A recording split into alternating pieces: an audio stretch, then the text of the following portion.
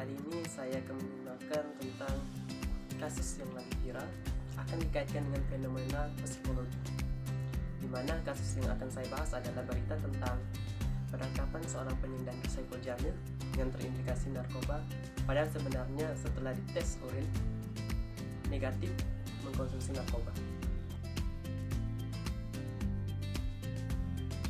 Jika fenomena ini dikaitkan dengan psikologi, ada yang namanya stigma dan labeling, di mana stigma ini adalah sebuah prasangka yang mendeskripsikan seseorang itu berbeda dengan orang lain. Ini menyebabkan ketidaksetaraan sosial, di mana dalam kasus ini saudara Saiful Jamil sebagai korban distigmakan dan diberi label oleh masyarakat sebagai pecandu narkoba hanya karena sebuah kasus video viralnya yang ditangkap oleh oknum atau orang polisi, di mana dalam kasus viral-viral seperti ini stigma masyarakat terhadap Saiful Jamil ini buruk, karena stigma ini sangat mempengaruhi nanti kepada si korban atau saudara Saiful Jamil ini terhadap kehidupannya dan reputasinya. Di mana fenomena post-truth ini sendiri adalah emosi dan keyakinan seseorang pribadi lebih berpengaruh terhadap data objektif di lapangan. Yang pada kasus ini keyakinan seseorang terhadap Saiful Jamil karena videonya tadi viral dan disalahgunakan oleh beberapa orang yang akhirnya menimbulkan hoax. Ini yang akan merusak reputasi dari orang lain, di mana persepsi sosial ini kita memberikan kesan kepada orang lain. Kesalahan atribusinya kita menyatakan bahwa orang dipengaruhi oleh karakternya, di mana orang lain mungkin mencap Saiful Jamil ini sebagai orang yang melakukan kejahatan karena dia baru saja lepas dari jeruji besi tanpa mempertimbangkan faktor situasionalnya atau fakta di lapangannya, di mana pada kenyataannya dia tidak terlibat dan memang tidak tahu bahwa asistennya ini mengonsumsi narkoba.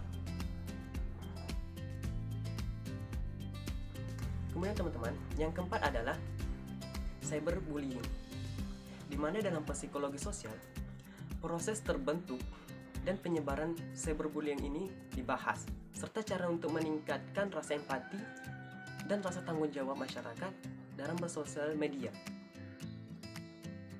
Di mana cyberbullying adalah komentar-komentar negatif atau hujatan-hujatan kepada si korban tanpa ada bukti yang ada. Buktinya belum akurat.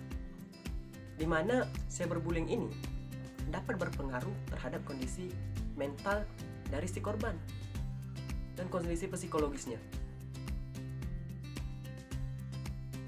Disonansi kognitif atau teori disonansi kognitif, di mana teori ini menyatakan adalah konflik di dalam pemikiran seseorang karena ketidaksinambungannya ideologi pemikiran tersebut dengan sikap dan kelakuannya, di mana pada kasus ini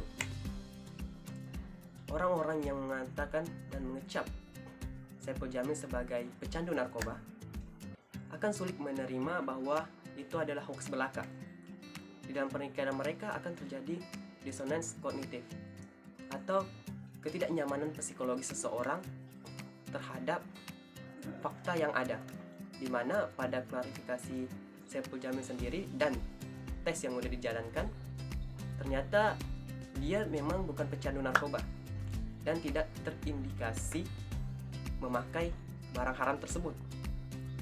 Dan dalam klarifikasinya dia tidak menahu bahwa asistennya memakai barang tersebut.